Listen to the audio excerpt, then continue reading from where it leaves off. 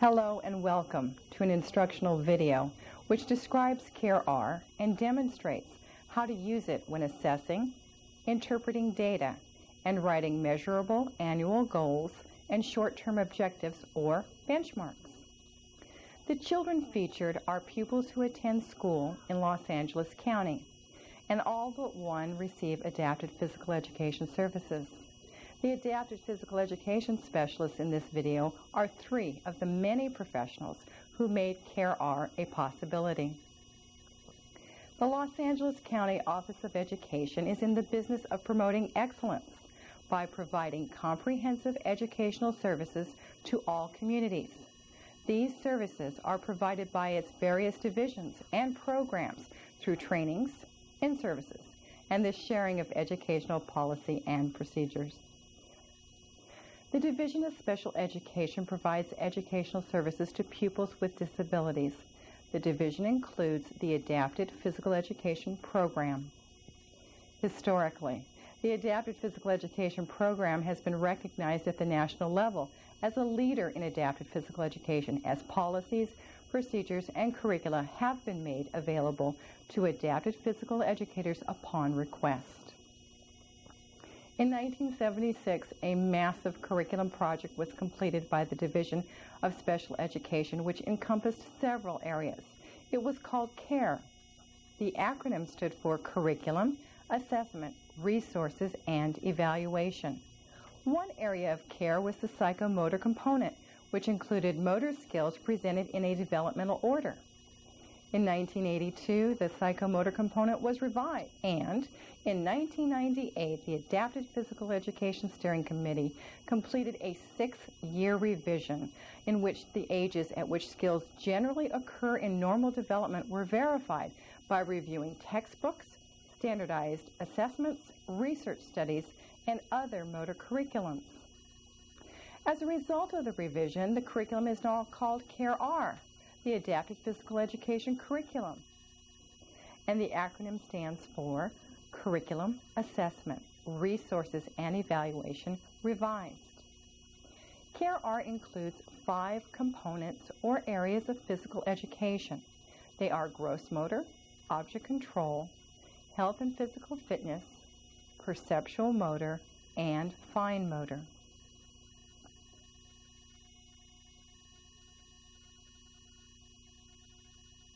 Gross motor encompasses several areas. Some include functional movement skills such as equilibrium reactions, sitting, standing, and climbing stairs. Locomotor skills such as jumping,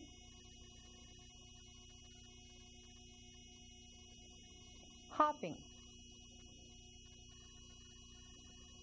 and skipping. Dynamic and static balance skills.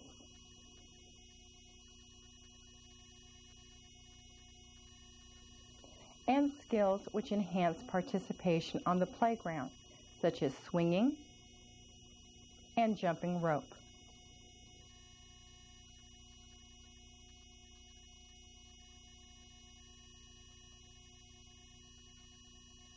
Object control encompasses areas such as throwing,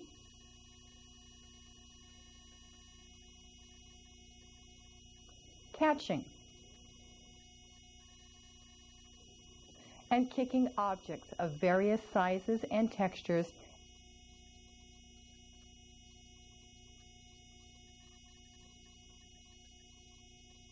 and includes some sports skills.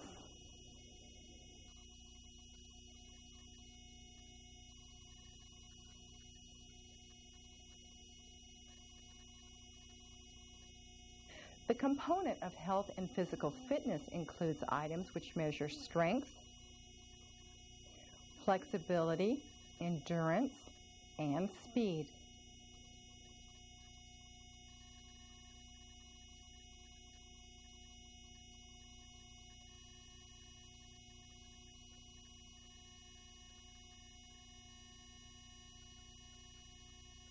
Perceptual motor also includes several areas.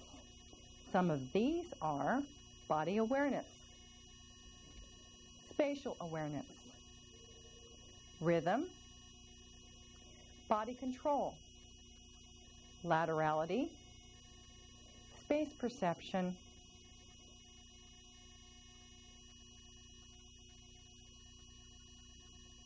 and figure ground skills.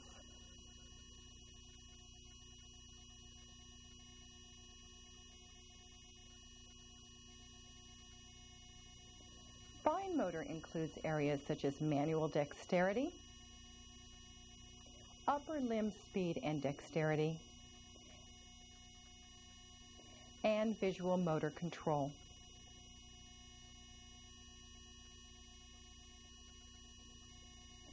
CARE-R includes a manual,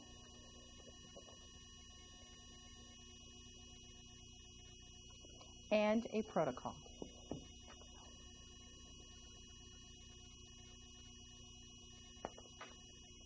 The protocol is referred to as the Motor Performance Record.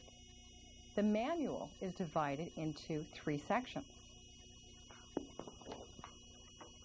The first section, Curriculum and Assessment, describes the development of the curriculum, legal aspects, and how to use CARE-R for both assessment and the writing of goals and objectives. The second section, CARE-R Curriculum, contains chronologically listed motor skills for each of the 5 component areas. And the third section, Resources and Evaluation, contains information on motor skill analysis, reflexes, and postural reactions, and operational definitions, along with the 1982 Secondary Curriculum Resource Guide and the CARE-R references. In Section 2, each skill has been given 2 numbers and a curriculum item name. The first number refers to the physical education component, and the second number refers to the number of the curriculum item.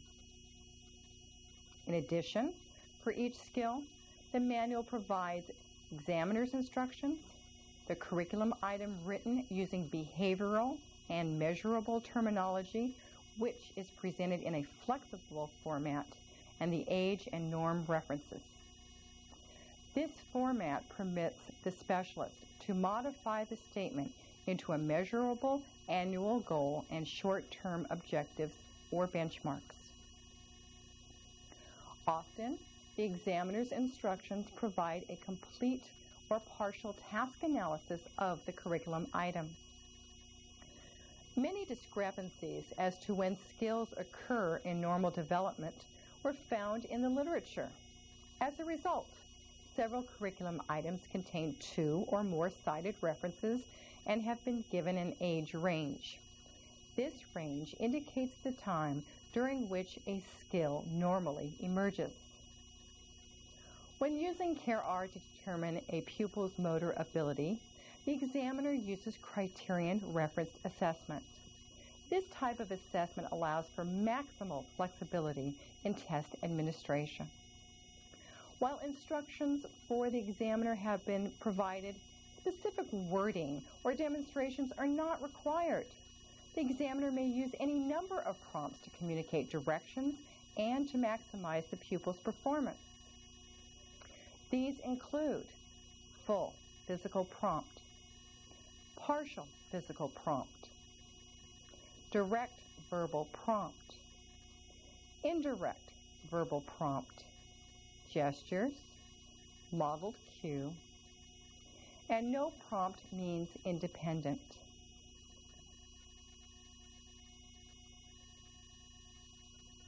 When giving a full physical prompt, the examiner provides complete physical support.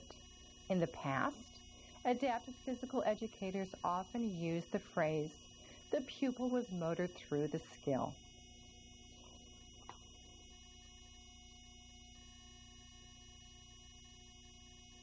When performing a partial physical prompt, the examiner gives partial physical assistance.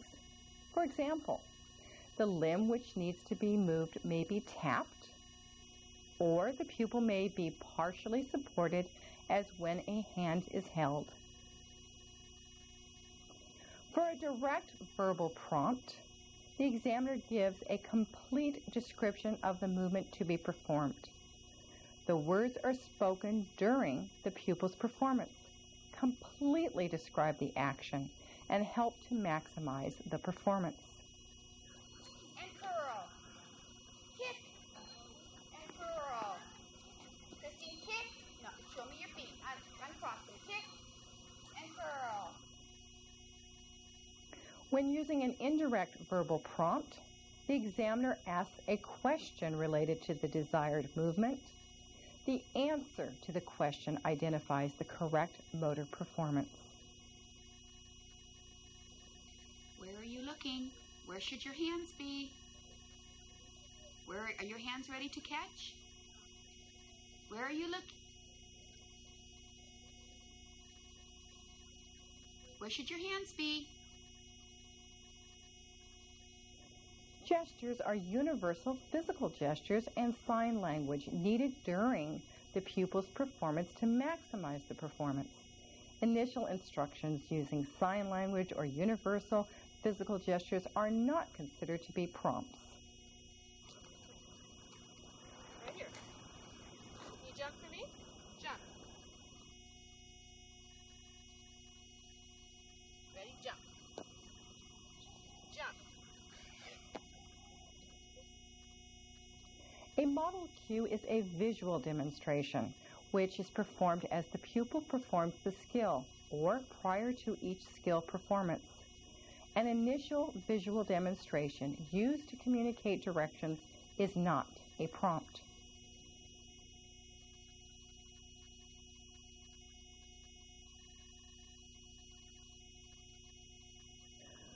When no prompt is required for the pupil to perform the skill, then the pupil has performed the skill independently.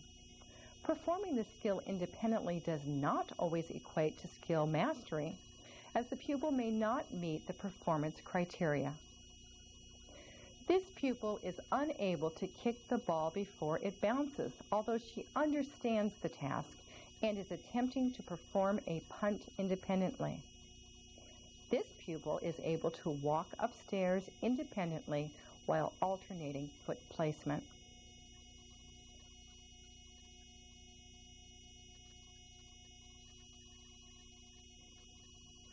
Prior to assessment, the examiner must determine the number of times the pupil is to perform the skill to demonstrate mastery when the criteria is not identified for the curriculum item.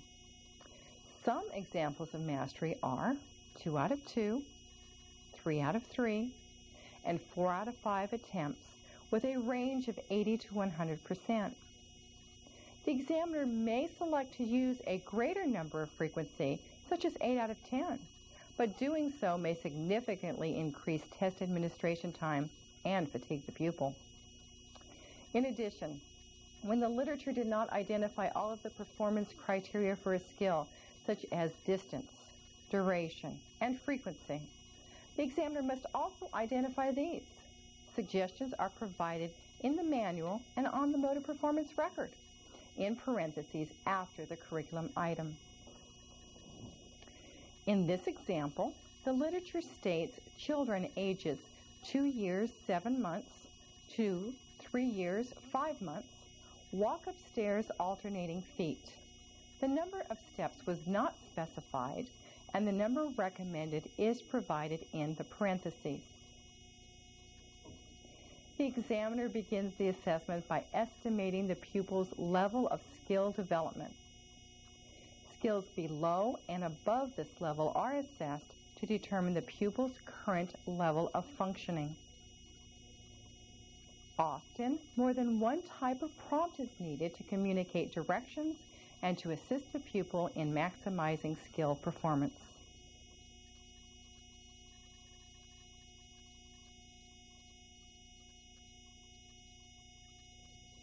When recording data on the motor performance record, the examiner places the date in the first box under the assessment date. If more than one day of assessment is needed, all dates are recorded in the same box. When recording the pupil's motor performance on the motor performance record, the examiner identifies the number of times the skill is performed correctly.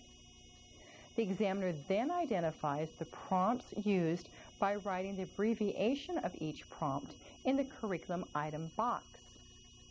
Abbreviations may be found on the front page of the motor performance record.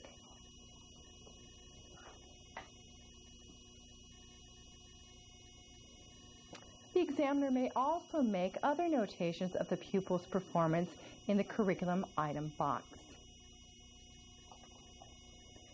If the skill was not performed appropriately, the examiner underlines the item number. If the skill was performed appropriately, the examiner circles the item number and places the date in the date column.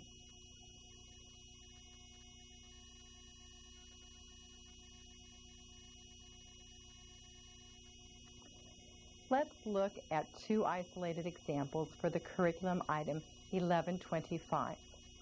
Catches a bounced 8.5-inch ball from 15 feet with two hands using the scoring procedures just described.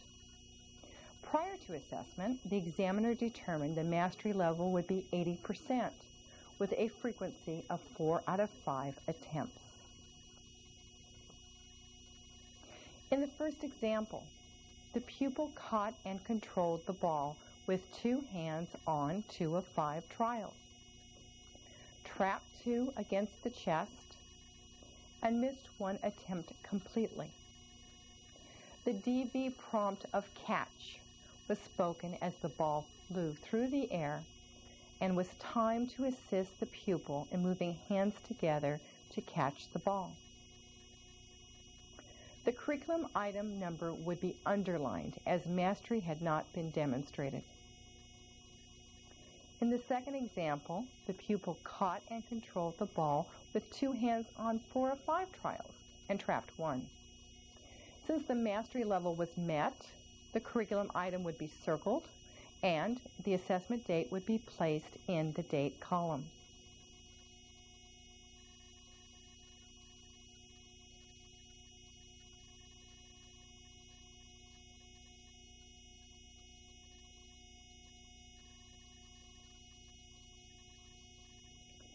Each assessment is color-coded.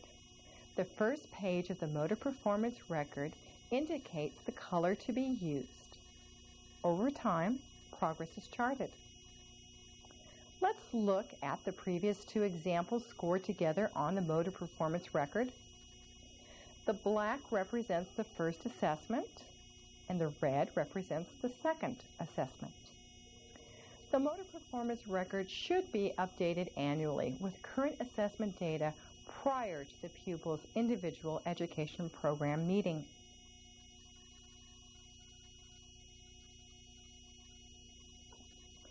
In the next portion of this video, the viewer will watch a pupil perform 5 gross motor skills, which are presented in the order they are listed in the manual. The mastery criterion was predetermined to be 3 out of 3 trials for each curriculum item. After watching the pupil's 3 trials, time will be given for the viewer to score the motor performance record. Please find curriculum item 1061 on the motor performance record. Curriculum item 1061, jumps in place once using feet simultaneously for takeoff and landing.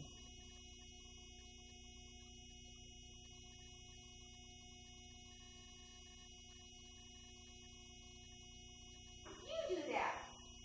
Yes, you do.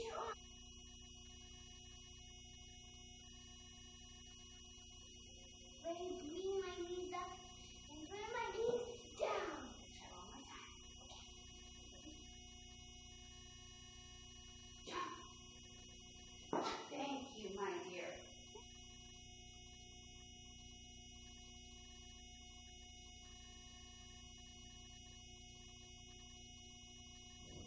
For curriculum item 1061, the pupil was able to perform a jump using both feet simultaneously on 3 of 3 trials.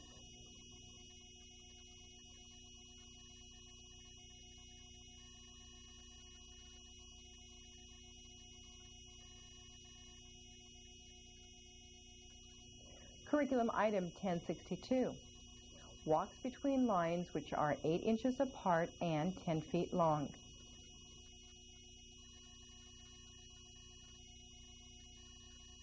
Christine, do you see the 2 lines on the ground? Yeah. You're going to walk in between the lines like that. Can I walk? You can walk.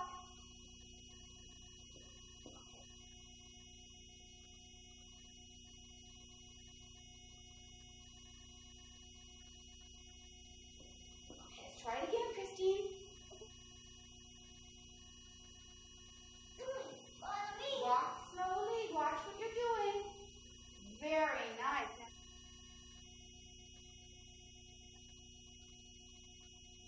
For curriculum item 1062, the pupil stepped on a line once during trial 1 when she looked at the camera. Recognizing this environmental distraction, the examiner gave the pupil mastery level credit as the pupil demonstrated the motor ability to perform the task. Scoring 2 out of 3 would also have been acceptable. Curriculum item 1063. Balances on 1 foot. The CARE-R suggested duration is 2 to 5 seconds. The examiner has selected 5 seconds for this skill.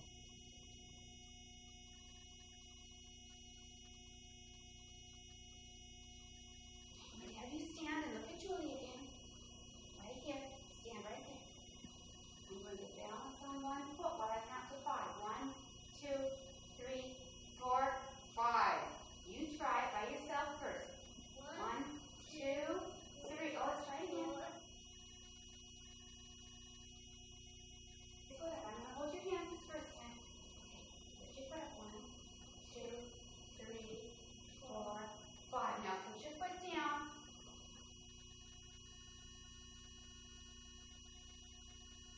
Put this foot on the ground. Let's try to do this foot. Put that foot up.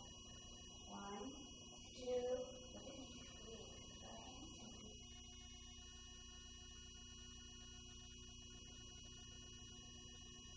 For curriculum item 1063, the pupil stood on her left foot independently for 2 seconds on the first trial.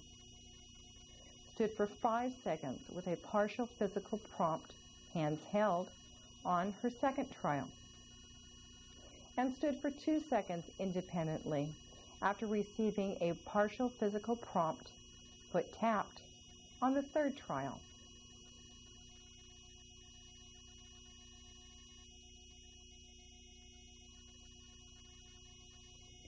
Curriculum item 1064, pumps legs on swing for 1 minute on 3 separate occasions. In the interest of time, only a portion of each trial is shown.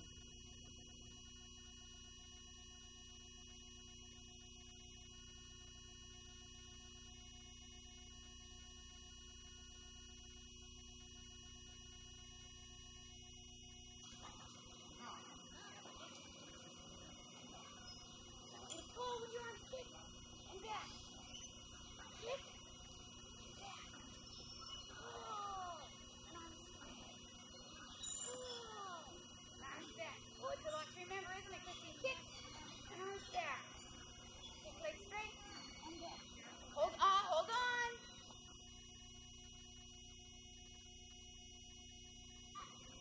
And curl. Come on, Christine. Kick. There you go. And curl, Christine. I want you working. Kick and curl. Kick and curl. Christine, kick. No, show me your feet. Uncross them. Kick and curl.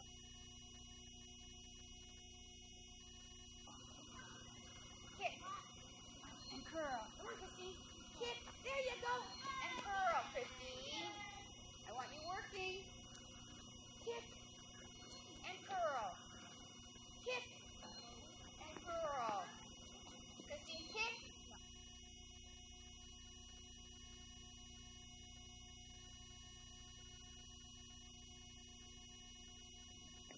For curriculum item 1064, the pupil was unable to successfully pump on a swing continuously for 1 minute, even with partial physical and direct verbal prompts.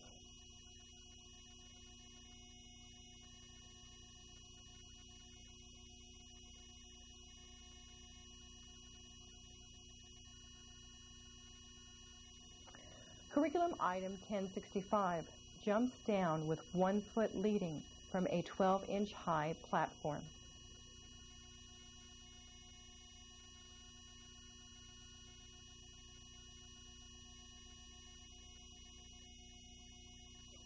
You're going to jump down and land with both feet. 1, 2, 3.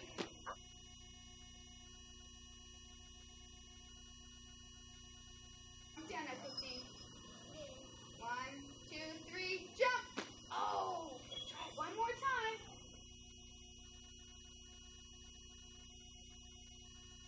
Good. 1, 2, 3, jump!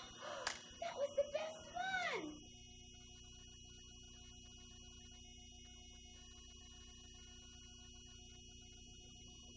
For curriculum item 1065, the pupil independently jumped down 3 of 3 times, landing on 2 feet. In fact, she exceeded the performance criteria as she had a 2-foot takeoff and jumped from a height greater than 12 inches.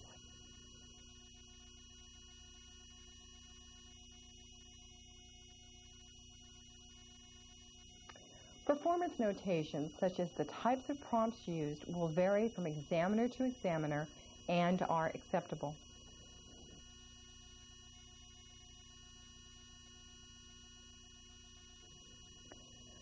When interpreting the assessment data, the examiner may take several approaches, since a pupil typically demonstrates a variety of strengths and weaknesses. The examiner may identify the highest level of proficiency or skill mastery for an identified area, and then may identify the age range in which delays or gaps in development were found. Or the examiner may identify the age level at which most skills are developed, along with the age range of splinter skills. Let's look at an example for object control skills.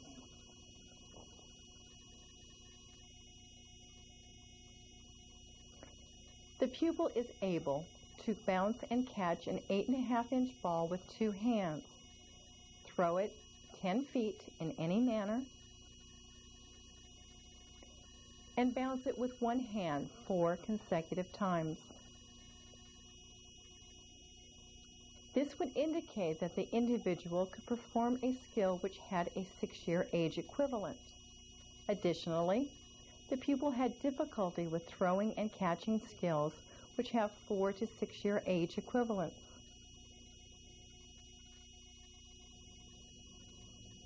This could be reported at least 2 different ways. Object control skills, highest level of proficiency is 6 years, with delays noted at the 4 to 6-year levels, or object control skills, approximately at the 4-year level, with some splinter skill abilities through 6 years. Some physical education components include a variety of areas. For example, gross motor can be broken down into postural reactions, locomotor skills, balance, etc. The examiner may wish to group these skills into specific areas and then apply the same type of age equivalent analysis. The examiner should recognize the importance of reporting motor performance and delays using age ranges.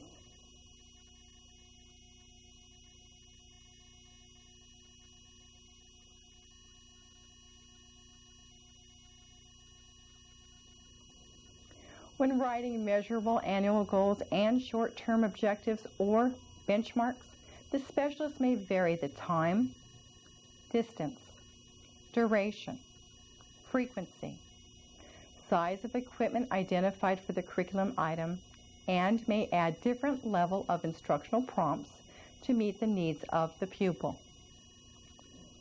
In the last portion of this video, let's look at some examples of measurable annual goals and short-term objectives or benchmarks for each of the 2 curriculum items with which the pupil had difficulty. The behavioral statement for each curriculum item has been modified by changing duration, frequency, and by adding instructional prompts. Please follow your district's policies when writing goals and objectives. Measurable annual goal for curriculum item 1063. By May, the pupil will stand on her left foot for 5 seconds on 2 of 2 trials. Short-term objectives or benchmarks for curriculum item 1063. By November, the pupil will stand on her left foot for 5 seconds with a partial physical prompt of one hand held on 3 of 3 trials. By April, the pupil will stand on her left foot for 3 seconds on 2 of 3 trials. Measurable annual goal for curriculum item 1064. By May, the pupil will rhythmically pump on a swing for 1 minute using appropriate knee action, flexion and extension on 3 separate occasions. Short-term objectives or benchmarks for curriculum item 1064. By November, the pupil will pump on a swing for 30 seconds with direct verbal prompts on 2 of 3 trials. By April, the pupil will pump continuously on a swing for 45 seconds on 3 of 3 trials with intermittent direct verbal prompts. We hope this video has been helpful in explaining how to assess, interpret data, and write measurable annual goals and short-term instructional objectives or benchmarks using CARE-R, and that we have demonstrated the flexible nature of CARE-R when assessing and identifying program goals and objectives for children with disabilities. In closing, we would really like to thank the parents and children for their participation, because without you, this video would not have been possible.